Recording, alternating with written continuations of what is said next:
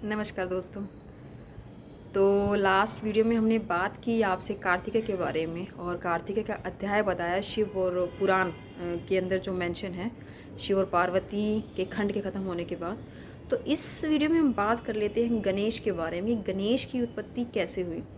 First of all तो मैंने पिछली वीडियो में भी कहा था कि कोई भी बायोलॉजिकल पुत्र नहीं था शिव और पार्वती का, शिव और शिवा का। इनके दोनों जो पुत्र थे वो एक किसी पर्पस के थ्रू आए थे। पर्पस था उनका, एक मोटो था आने के लिए।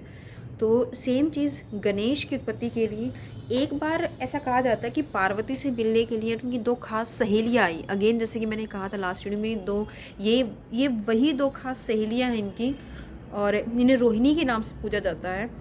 जो पूरे के पूरे शिव पार्वती के साथ यानी कि शिवा के साथ रही थी जब उन्होंने तप किया था शिव को पाने के लिए पूरे लंबे टाइम। तो ये बहुत खास थी।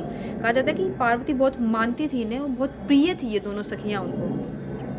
तो जब ये दोनों सहेलियाँ इनके पास आई इनसे मिलने के लिए, तो उन्होंने कहा कि शिव हम में समाये हैं, हम भी शिव के ही हैं, हम शिव का आदर करते हैं। और उनसे उन्होंने कहा कि क्या तुम्हें ऐसा नहीं लगता कि कोई ऐसा प्रिय होना चाहिए जो तुम्हारा भक्त हो, जो तुम्हारे लिए चीज़ें करें। क्योंकि हम सब शिव के लिए ही पूजन करते हैं, शिव की आराधना करते हैं। जैसे कि शिव का एक भक्त है नंदी, जो किसी भी तरीके से शिव की बात को नहीं टालता। तो तुम्हें ऐसा नहीं लगता कि कोई ऐसा भक्त होना चाहिए जो तुम्हारा हो और जो सिर्फ और सिर्फ तुम्हारी आराधना करे, यानी कि तुम्हारी किसी भी कहे को जो टाले नहीं।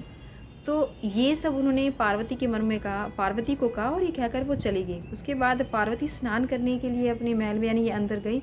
तो उस वक्त जब पार्वती स्नान करी थी तो अचानक से महादेव वहाँ पर यानी शिवजी जी वहाँ पर आ गए। तो ये ऐसा इसमें लिखा है कि ये देखकर उस पार्वती को अच्छा नहीं लगा। महादेव वहाँ से चले गए। तो उसी वक्त पार्वती को ये फील हुआ कि जो उनकी दो सहेलियाँ कह रही थी वो सही था, कि कोई ऐसा होना चाहिए जो मेरे ही बात माने। तो उस वक्त उन्होंने अपने महल से गणेश की उत्पत्ति की। एक चीज़ है जो उसमें जो हमें बार बार कहा जाता है कि शनि की दृष्टि से गणेश की उत्पत्ति हुई थी। तो नहीं, वो एक काल्पनिक बात है। शनि की दृष्टि से गणेश की उत्पत्ति नहीं हुई थी। तो पार्वती ने अपने शरीर के मैल से गणेश की उत्पत्ति की थी, शरीर गणेश को बनाया था। जब गणेश की उत्पत्ति हुई तो वो एक बहुत ही सुंदर बालक के रूप में उनके सामने प्रकट हुआ था। और उन्होंने ये कहा कि बताइए माँ, आपने मेरी उत्पत्ति की है तो आप मुझसे क्या चाहती हैं। तो पार्वती ने बड़े हंसते हुए कहा कि एक तो तुम बहुत खूबसूरत हो, बहुत सुंदर हो। काफ़ी देर तक उन्हें देखती रही। तुम मेरा रूप हो, तुम मेरे शरीर के थ्रू ही पैदा हुए हो, यानी कि मेरे मैल से पैदा हुए हो। मैं ये चाहती हूँ कि तुम मेरी किसी भी बात को टालो नहीं, मेरी आराधना करो, मेरे सेवक बन के रहो। उन्होंने कहा कि मैं स्नान करने जा रही हूँ अंदर, तुम बाहर खड़े रहोगे एक बार कीपर के तौर पर, जिसमें अगर कोई भी हो या चाहे वो कुछ भी कहे, तुम किसी को अंदर नहीं आने दोगे। तो ये देखकर वो गणेश जी बाहर खड़े हो गए। और उस वक्त बाहर खड़े होने के बाद उन्होंने जितने भी लोग अंदर आने के लिए उन्होंने देखा कि कोई आ रहा है, तो उन्होंने मना कर दिया कि नहीं, अभी कोई अंदर नहीं आ सकता। तो जब शिवगण वहाँ पर आए, उन्होंने कहा कि हमें महल के भीतर जाना है। तो उन्होंने कहा कि नहीं, पार्वती जी यानी कि मेरी जो माँ है वो नहा रही है, अभी मैं किसी को अंदर जाने नहीं दूंगा। तो उन्होंने कहा कि शिवजी जी अंदर जाना चाहते हैं, तुम जानते हो ये कैलाश पर्वत जो है ये शिवजी जी का ही है, शिव और पार्वती का ही है, वो उनके पति हैं, उन्हें अंदर जाना होगा। तो उन्होंने कहा कि नहीं, चाहे वो कोई भी हो, मैं तुम्हारी बात समझता हूँ, लेकिन मेरी माता स्नान कर रही है तो मैं तुम्हें अंदर नहीं जाने दूंगा। फिर उनके बीच में काफ़ी लड़ाई हुई। तो ये कहकर गणेश ने फटकार लगा दी और वापस उनको वहाँ से भेज दिया। फिर ये सारी बात जाकर बताई गणेश ने महादेव को। मैं ये कहानी इसलिए बता रही हूँ कि ये कहानी शायद हम देख चुके हैं, सुन चुके हैं, लेकिन काफ़ी इंटरेस्टिंग चीज़ इसमें ये है कि इसमें लास्ट में बताया गया है कि किस तरीके से गणेश की पूजा जो आप गणेश चतुर्थी वाले दिन करते हो कि क्या होता है उस दिन। That was very interesting actually. कि जब शिव गुरु ने जाकर महादेव को ये बात बताई तो महादेव थोड़े से मुस्कुराए भी, क्योंकि महादेव को ये सारी चीज़ें पता थी कि ऐसा कुछ कुछ होगा। क्योंकि गणेश की जो उत्पत्ति थी, गणेश का भी एक पर्पस था, जैसे कार्तिकेय का था, उसका भी एक पर्पस था आने का। वो पर्पस मैं आपको बताऊंगी।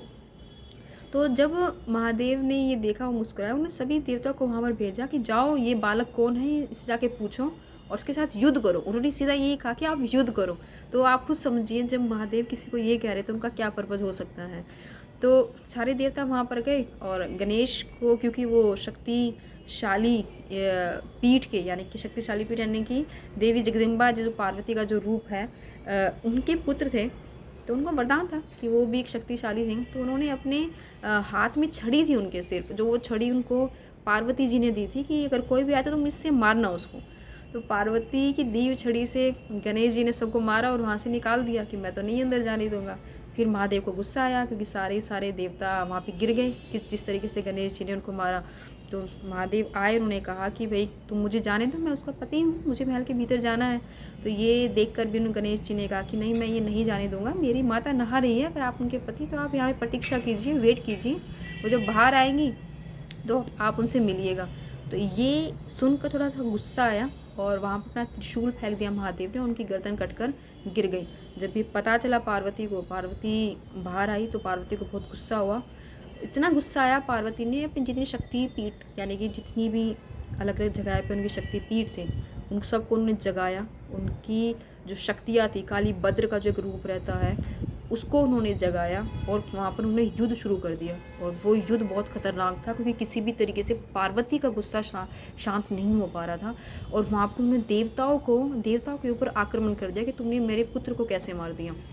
तो जब ये चीज़ें हुई, ये सारी चीज़ें होने के बाद सारे ऋषि मुनियों ने पार्वती का आह्वान किया और उनकी स्तुति करने लगे, उन्हें शांत करने की कोशिश करने लगे, पर पार्वती शांत नहीं हो रही थी। तो उन्होंने उनको बताया कि देखो ये आप ही का ही घर है, यहाँ पे शिव जी आपके पति हैं, विष्णु जी महेश हम सब आपके हैं। उन्होंने बार बार स्तुति की, तब जाकर पार्वती थोड़ी सी शांत हुई। उन्होंने कहा कि मैं शांत हो जाऊँगी, मेरे पुत्र को आप जिंदा कर दो। तो उस वक्त महादेव ने ये कहा कि जाओ पृथ्वी पर जो भी तुम्हें पहला मनुष्य मिले या पहला कोई मिले उसका सर लेकर आओ।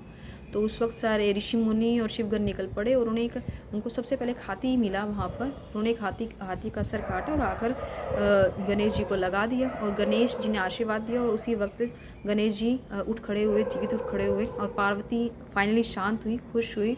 और उन्होंने पार्वती ने आभूषण दिए गणेश को, मुकुट पहनाया और उन्हें गले से लगाया। और फिर उन्होंने उनको मिलवाया महादेव से और उनको बताया कि ये तुम्हारे पिता हैं, इन्हें आदर इनका अभिनंदन करो। तो उस वक्त शिव जी के पैर छुए गणेश जी ने और शिव जी ने अपनी गोद में बिठाया था गणेश को। और तब उन्होंने उनको वरदान दिया था कि तुम विनाशक कहलाओगे, विनाशक और कल्याणकारी प्रेम पूर्वक भक्त तुम कहलाओगे।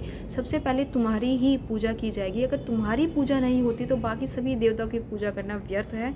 तुम्हें प्रेम के रूप में जाना जाएगा, विश्व में तुम शांति के लिए जाने जाओगे, जिस शांति मन की शांति के लिए।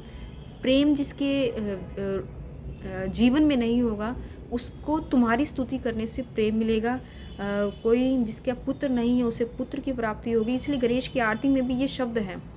कोई निर्धन है तो उसे माया मिलेगी, जिसकी काया खराब है यानी कि शरीर का कोई रोग है तो उसकी वो कष्ट दूर होगी। यानी कि तुम्हें कल्याणकारी बनना है और तुम कल्याणकारी के नाम से ही जाने जाओगे। ये कहकर उन्होंने अपनी गोद में बिठाया था गणेश जी को और सभी देवताओं ने मिलकर उनकी पूजा की और सभी देवताओं ने गणेश जी को आशीर्वाद दिया था।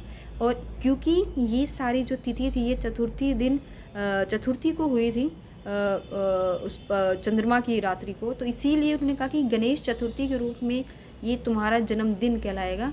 और जो कोई इस दिन तुम्हारा व्रत करेगा और तुम्हारे व्रत की जो विधियां हैं यानी कि धूप उन्हें बहुत पसंद थी, धूप जो तुम्हें चढ़ाएगा, जो चंदन का तिलक चढ़ाएगा, जो पुष्प तुम्हें चढ़ाएगा, अलग अलग तरह के जो महक वाले पुष्प। अगेन मैं रिपीट कर दूं कि गणेश जी को खुशबू बहुत पसंद थी, जो महक वाले पुष्प यानी कि फूल तुम्हें चढ़ाएगा, तुम उसके सभी दुख को दूर करोगे, तुम्हें वो भक्त बहुत प्रिय होगा। और ये प्रेम के रूप में ही तुम्हारी हमेशा पूजा की जाएगी। और जो 1 साल तक तुम्हारे व्रत करेगा और व्रत करने के बाद 1 साल के बाद तुम्हारे व्रत का उद्यापन करता है, सेम इसी तरीके से पुष्प चढ़ाकर, चत्ते चढ़ाकर, लड्डू चढ़ाकर, मिष्ठान चढ़ाकर, तो उसके सभी दुख तुम दूर करोगे। तो ये एक कार्य था जिस वजह से गणेश जी की उत्पत्ति हुई थी, यानी कि एक प्रेम का प्रतीक देने के लिए महादेव ने गणेश जी की उत्पत्ति की थी। तो ये 2 अध्याय थे कार्तिकेय और गणेश जी के, जिनके बारे में हम सब शायद जानते भी थे, लेकिन किस तरीके से शिव पुराण में इसका वर्णन किया गया है, जिक्र किया गया है, उसके बारे में मैंने आपको इसको बताया था। एक और नेक्स्ट वीडियो है जो काफ़ी इंटरेस्टिंग है अब, क्योंकि अध्याय शुरू होते हैं शिव पुराण की बाकी चीज़ों के बारे में कि कैसे कैसे पृथ्वी पर और जितनी चीज़ें हुई उनके बारे में जिक्र है। तो मैं आपको बताऊंगी अगली वीडियो के अंदर।